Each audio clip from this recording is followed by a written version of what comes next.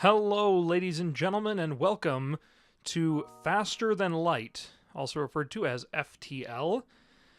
This is a new game series I'm going to be bringing you guys. I have played this game before, but I have never beaten it. For those of you guys who've never played Faster Than Light before, it is, I guess you'd call it arcade style. Basically, you get to keep going until you lose, until your ship explodes. So I'm going to start a new game now. I've unlocked a few of the ships. This is the Kestrel. It's kind of a basic ship manned by humans. These symbols all represent the different sections of the ship. So I've played this game using all of these ships so far.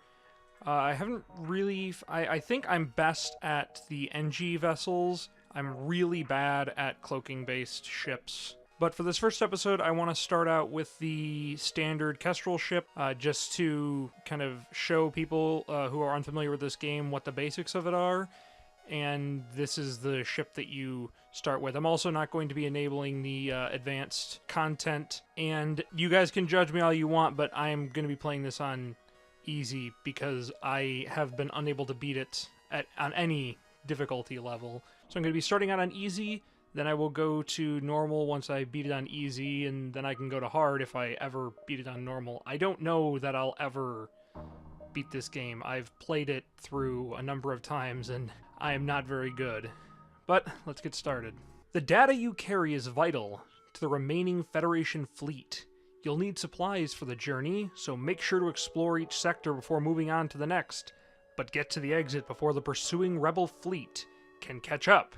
That's the goal of this game. You are trying to work with the Federation to stop the rebels. It's kind of backwards of Star Wars. Usually in these kind of things you're on the side of the rebels, so it's kind of interesting that you're on the side of the Federation, the government. The good guys, I guess, are the guys that are normally the bad guys. So let's get started. Like I said, all of these little symbols here represent different systems on the ship, and all the systems are listed here. We have shields, engines, medical bay, an oxygen system, weapons, and then we have our navigation room, sensors, and finally the door system. If any of these systems go offline, it does damage your ship in the sense that you can't do the things that are associated with that anymore. I'm going to start by powering up our weapons so that when we go to the next section, they will already be powered up. I'm also going to go over here and I'm going to save the current crew positions.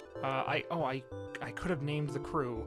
I stopped naming the crew after a while because they always die because I can't win.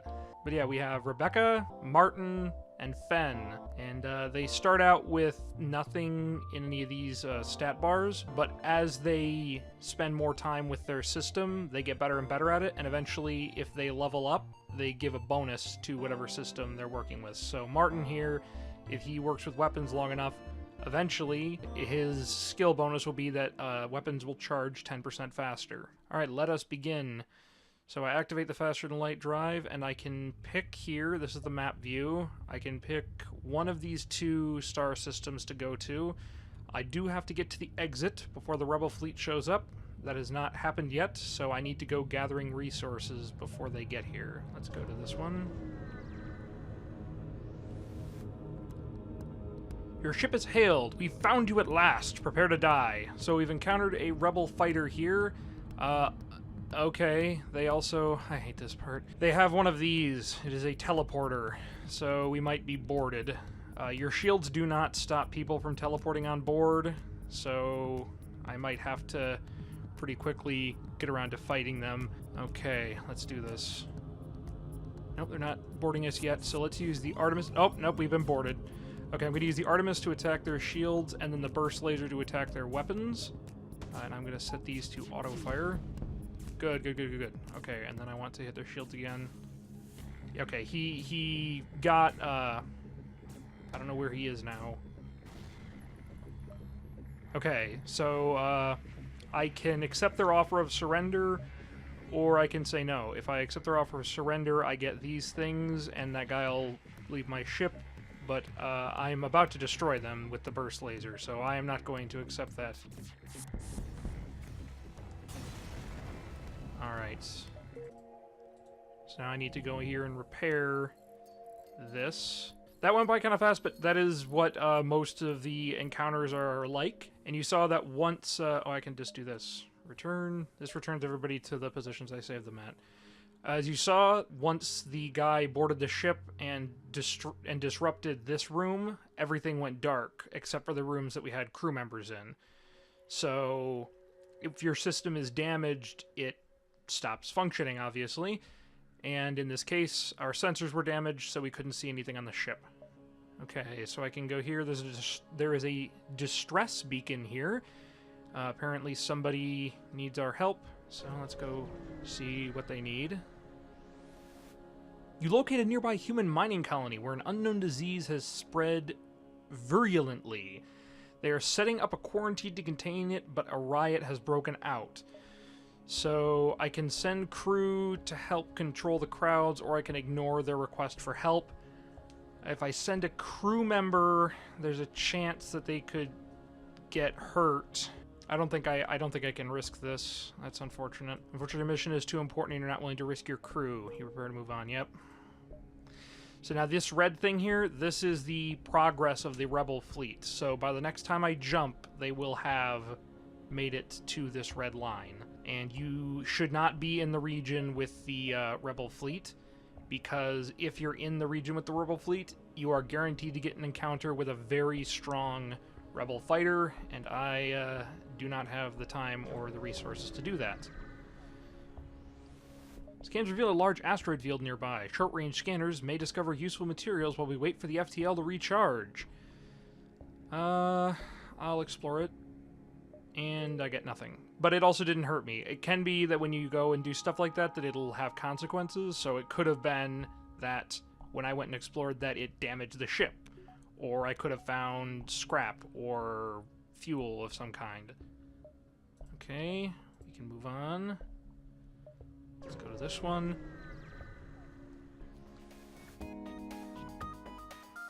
Alright, we have encountered a pirate fighter. Soon after arriving in your system, you are hailed by a small cruiser. What good fortune that we happen to run into each other, nothing personal, but you have some information we need. So they're trying to get the information that we are trying to give to the Federation. Again, I will use the Artemis to attack their shields and the burst lasers to attack their weapons. The Artemis can penetrate shields, so it can get through their shield to hit their shields, but it missed. Okay. So our laser was able to damage their weapons somewhat. Okay, they're trying to escape. Oh, and I attacked their... Oh, well, they blew up anyway. Okay. Ship explodes, leaving behind a substantial collection of useful scrap material. Good. So, we have more scrap. But we did take some damage. Let's not use the burst laser on ourselves. Okay, right-clicking took that away. So, I'll go fix that. So yeah, with this scrap, I can go and upgrade our ship from the ship menu. And I think with this amount of scrap, you have to put 2 points into shield in order to give yourself an additional shield barrier. You can see that over here on the side. So, and then I would also need more power, and it's costing 20 units of scrap for each unit of power that I get. So I don't quite have enough. I'd need 90 in order to get more shields. I could make the engines better, which would increase our dodge chance, and it would make our faster than light charge faster. This charges instantly if there's nothing happening, but if you're in a fight, you can try to escape by using your faster than light drive, and the charge time then will actually matter. See, I could also upgrade the doors. This would give us blast doors, so when that guy boarded us before, if we'd had blast doors, he would have to break down the doors before moving to the next sector. Now, if you have a crewman in the door room, like to control the doors, it will give you blast doors, so I think I'd rather try to hire another crew member. Okay, so yeah, here's the Rebel fleet. I definitely do not want to go to that system, and these will be under control soon. But I want to stick around here as long as possible. I don't want to just rush for the exit because I need to gather equipment, crew, resources to fight the rebels when we arrive at our destination. You arrive to find a number of ships. conveying around a station. There is some unencrypted chatter between the ships. You tune in and listen for anything interesting. Overhearing their conversation, it seems that they need to take possession of an enemy ship intact. I can offer my services in, I guess, taking on the enemy ship, or I can leave them alone. I will offer my services. They briefly scan your ship and inform you that you are not properly equipped for this type of mission. I see. I don't think we're good enough. Alright, we have another distress signal. I'll go to here, then to the distress signal, and around.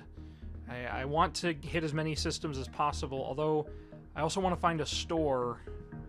This one gives me more options for going elsewhere, so I'm actually going to go here. You spot a small rebel ship nearby. It seems to have been refitted for transport rather than combat. It does not seem to want to engage you and your ship. I will demand the surrender of their goods. They don't look like they want to fight. They're trying to escape. Alright. So I will target their faster than light drive, and hopefully we'll take it out so they don't escape.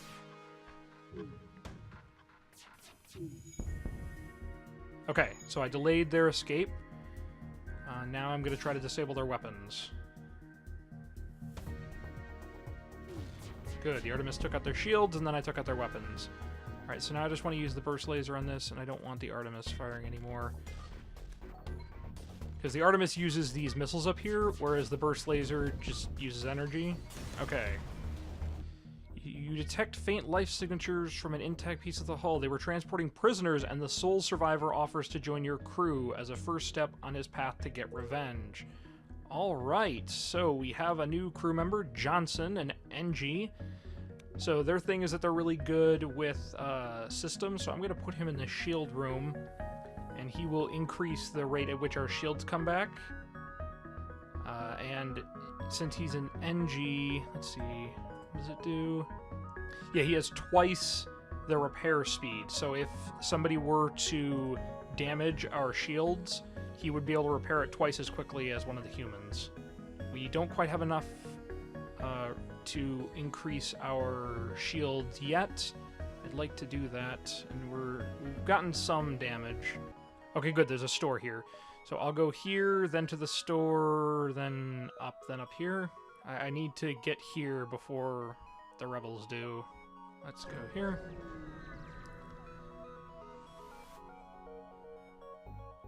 Okay, the captain of the ship claims he can provide services as long as you've got the scrap. Oh, so, see, I could hire this guy to delay the rebels, and that would slow them down, so I'd have more time to spend in this sector. I could have him scout the sector, which would tell me where all the stores and distress signals and whatnot are. I can fight him. I could probably take him, but, I don't... No, I don't really want to do this. So let's go to the store. I was hoping to get more scrap before I got to the store, but let's see what we've got. There's only one other ship at this beacon, and it is showing heavy damage. You receive a message on your controls. Greetings, traveler. We were crippled by a band of pirates and are now forced to sell our remaining valuable equipment to acquire the necessary supplies to get home. Well, that's kind of sad. So another thing I can get are these augmentations. The Kestrel does not come with any, but these things just are bonuses that are given to your ship. So, for example, a scrap recovery arm would let me collect 10% more scrap wherever I go. If I use drones, I could use the drone recovery arm to get back drones that I've used. And then this one would make my weapons reload faster. None of these are really that great. I can fix my ship, which would be good, so I don't explode. I don't really need any of these. I can also look in here and see if there's anything I can sell. I have no drones equipped, and I have no augmentations, no cargo of any kind. Your cargo only gets used if you have like extra weapons and stuff that won't fit up here. So yeah, I don't really have anything I want to sell. I can get some fuel though, that would be good. Yeah, let's get some missiles as well. Because I use the Artemis a lot, so I need to have missiles to, well, use missiles. Okay, I want to go here, then exit. That might make me run into the rebel fleet. I hope not. Okay, So we have... Oh, this is just a drone ship. Not only does it have a drone system on it, so we'll probably be attacked by drones, but it doesn't have any crew. Your arrival is greeted by numerous computer alerts. The nearby automated rebel scout has used a local satellite to deploy a virus to disrupt your shield system. Hopefully it won't cause further problems before you can destroy it. Oh, boy. So yeah, I need to disable their drone as quickly as possible. Good. Okay. So now I need to repair the weapon system. Yeah, you go help him, because you're not really needed in the shield room. We can't... Oh, and it's auto-firing. I forget about that.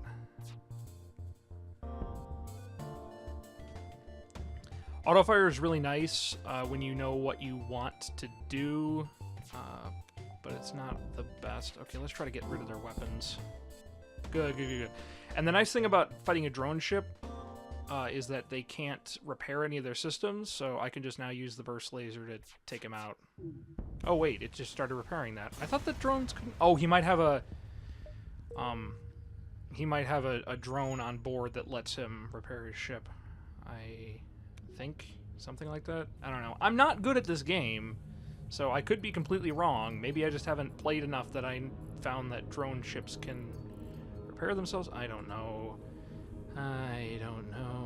Yeah, if I go here, I'm sure to encounter the... You know, I just have to go to the exit. Arrives at the long-range beacon. When the FTL drive is charged, you can jump to the next sector. You receive a message from a small refugee colony. Hail, we'd like to help you on your mission, but don't have much to offer. If you have extra metal, perhaps we can work on your ship. So... They offer to upgrade your piloting subsystem in exchange for some scrap. Oh, that'll... Okay, so this will make our piloting system one better, but only for 9 scrap. So that's great. I'll do that. Because that would have cost... See, where's the piloting subsystem? Yeah, that would have been like 25 scrap or something to do that.